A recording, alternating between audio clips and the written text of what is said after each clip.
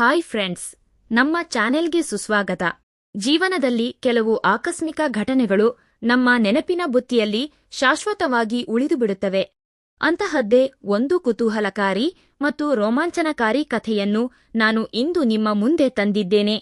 ಎಲ್ಲೂ ಸ್ಕಿಪ್ ಮಾಡದೆ ಕಥೆಯನ್ನು ಕೊನೆಯ ತನಕ ಕೇಳಿ. ನನ್ನ ಹೆಸರು ರಾಮ್.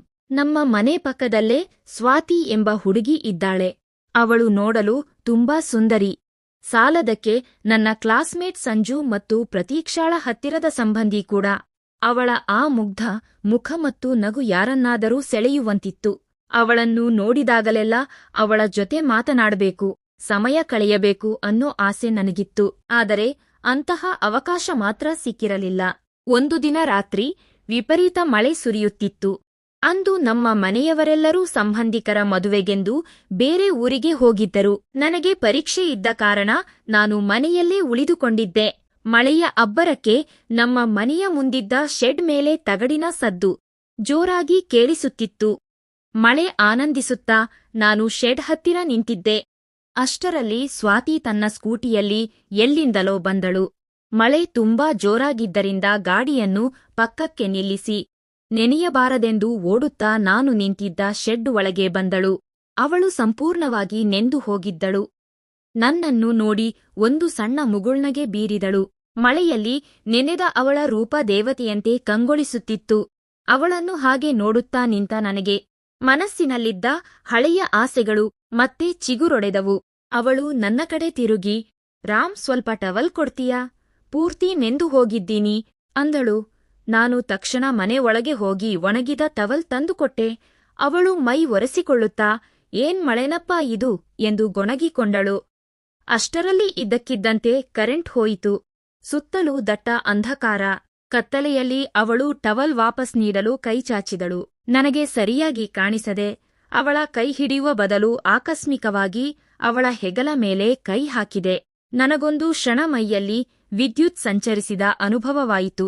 ನಾನು ಗಾಬರಿಯಾಗಿ ಕ್ಷಮೆ ಕೇಳಲು ಹೋದಾಗ ಅವಳು ಏನೂ ಕೋಪ ಮಾಡಿಕೊಳ್ಳದೆ, ಪರವಾಗಿಲ್ಲ ರಾಮ್, ಟವಲ್ ಈ ಕಡೆ ಇದೆ ಅಂದಳು.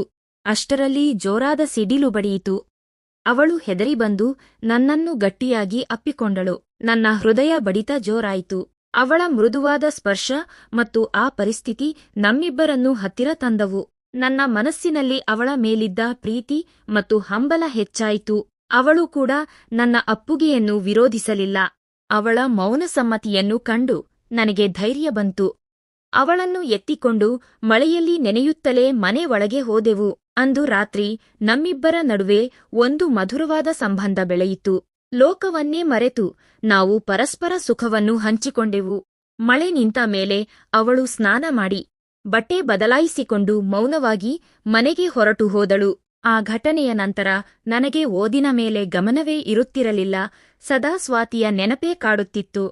ಆದರೆ ಮತ್ತೆ ಮಾತನಾಡಲು ಅವಕಾಶ ಸಿಕ್ಕಿರಲಿಲ್ಲ. ಕೆಲವು ದಿನಗಳ ನಂತರ ಮಾರ್ಕೆಟ್ನಲ್ಲಿ ಅವಳು ಒಬ್ಬಳೇ ಸಿಕ್ಕಳು. ಹಾಯ್ ಸ್ವಾತಿ, ಒಬ್ಬಳೇ ಬಂದಿದ್ದೀಯಾ ಎಂದು ಕೇಳಿದೆ. ಅವಳು ಇಲ್ಲ, ಅಮ್ಮನ ಜೊತೆ ಬಂದಿದ್ದೆ ಎನ್ನುತ್ತಾ ದೂರದಲ್ಲಿದ್ದ ಅವಳ ಅಮ್ಮನನ್ನು ತೋರಿಸಿದಳು. ನಾನು ಮೆಲ್ಲನೆ ಅವಳ ಹತ್ತಿರ ಹೋಗಿ, ಸ್ವಾತಿ, ಆ ದಿನದ ಬಗ್ಗೆ ಮಾತನಾಡಬೇಕು, ಸ್ವಲ್ಪ ಆಚೆ ಬರ್ತೀಯಾ ಎಂದು ಕೇಳಿದೆ. ಅವಳು ಸರಿ ಎಂದು ನನ್ನೊಂದಿಗೆ ಸ್ವಲ್ಪ ದೂರ ಬಂದಳು. ಸ್ವಾತಿ, ಆ ದಿನ ಆಗಿದ್ದೆಲ್ಲ ಎಂದು ನಾನು ಹೇಳಲು ಶುರು ಮಾಡುವಷ್ಟರಲ್ಲಿ ಅವಳು ತಡೆದು, ಅದು ನಮ್ಮ ತಪ್ಪಲ್ಲ ರಾಮ್, ಆ ಮಳೆ ಮತ್ತು ಆ ಪರಿಸ್ಥಿತಿ ಹಾಗೆ ಮಾಡಿಬಿಡ್ತು ಅಂದಳು. ನಾನು ಮೆಲ್ಲನೆ, ನನಗೆ ಈಗಲೂ ಪ್ರತಿ ರಾತ್ರಿ ನಿನ್ನ ನೆನಪೇ ಆಗುತ್ತೆ ಅಂದೆ. ಅದಕ್ಕೆ ಅವಳು ನಾಚುತ್ತಾ, ನನಗೂ ಅಷ್ಟೇ ರಾಮ್, ಸ್ನಾನ ಮಾಡುವಾಗಲೆಲ್ಲ ಆ ನೆನಪುಗಳು ಕಾಡುತ್ತವೆ ಎಂದಳು. ನಮ್ಮಿಬ್ಬರ ಮನಸ್ಸು ಒಂದೇ ಆಗಿತ್ತು. ನಾನು ಮತ್ತೆ ಭೇಟಿಯಾಗೋಣ ಅಂದಾಗ ಅವಳು ಒಂದು ಉಪಾಯ ಹೇಳಿದಳು. ಮುಂದಿನ ಸೋಮವಾರ ನಮ್ಮ ಅಜ್ಜಿಯ ಮನೆಯಲ್ಲಿ ಪೂಜೆ ಇದೆ. ಮನೆಯವರೆಲ್ಲ ಶನಿವಾರ ರಾತ್ರಿಯೇ ಹೋಗುತ್ತಾರೆ. ನಾನು ಕಾಲೇಜು ನೆಪ ಹೇಳಿ ಇಲ್ಲೇ ಇರುತ್ತೇನೆ. ನೀನು ಭಾನುವಾರ ಬೆಳಿಗ್ಗೆ ಬಾ ಎಂದು ತನ್ನ ಫೋನ್ ನಂಬರ್ ನೀಡಿದಳು. ನನಗಂತೂ ಭಾನುವಾರಕ್ಕಾಗಿ ಕಾಯುವುದೇ ಒಂದು ಯುಗವಾದಂತೆ ಅನಿಸಿತು. ಭಾನುವಾರ ಬೆಳಗ್ಗೆ ಮನೆಯಲ್ಲಿ ಫ್ರೆಂಡ್ಸ್ ಜೊತೆ ಗ್ರೂಪ್ ಸ್ಟಡಿ ಇದೆ ಎಂದು ಸುಳ್ಳು ಹೇಳಿ ಬ್ಯಾಗ್ ಹಾಕಿಕೊಂಡು ಹೊರಟೆ. ದಾರಿಯಲ್ಲಿ ಅವಳು ಕೇಳಿದಂತೆ ಚಿಕನ್ ಬಿರಿಯಾನಿ, ಚಿಲ್ಲಿ ಚಿಕನ್ ಮತ್ತು ಸೋಡಾವನ್ನು ಪಾರ್ಸೆಲ್ ಮಾಡಿಸಿಕೊಂಡು ಅವಳ ಮನೆಗೆ ಹೋದೆ. ಅವಳು ಬಾಗಿಲು ತೆರೆದಾಗ ಟೀ ಶರ್ಟ್ ಮತ್ತು ಜೀನ್ಸ್ ಪ್ಯಾಂಟ್ನಲ್ಲಿ ಮಿಂಚುತ್ತಿದ್ದಳು. ಮನೆಯಲ್ಲಿ ಯಾರೂ ಇರಲಿಲ್ಲ. ಅವಳು ಅಡುಗೆ ಮನೆಯಲ್ಲಿ ಊಟದ ತಟ್ಟೆ ಸಿದ್ಧಪಡಿಸುವಾಗ ನಾನು ಹಿಂದಿನಿಂದ ಹೋಗಿ ಅವಳನ್ನು ಅಪ್ಪಿಕೊಂಡೆ.